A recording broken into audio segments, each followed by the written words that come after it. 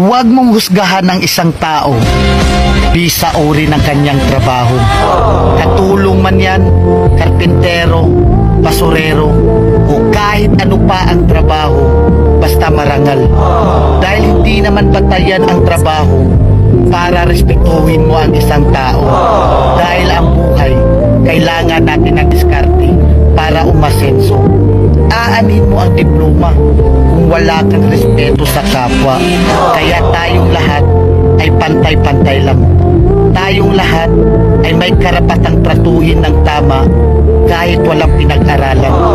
Tandaan natin, kahit ano pang kurso ang natapos mo, kahit ano pang diploma ang hawak mo, kahit mayaman o mahirap ka lang, lahat tayo kapag namatay, iisa lang ang titulong diplomang nakaukit sa lapida natin: Rest and Peace. Huwag mong husgahan ang isang tao bisa uri ng kanyang trabaho. Katulong man yan, karpintero, basurero, o kahit ano pa ang trabaho, basta marangal.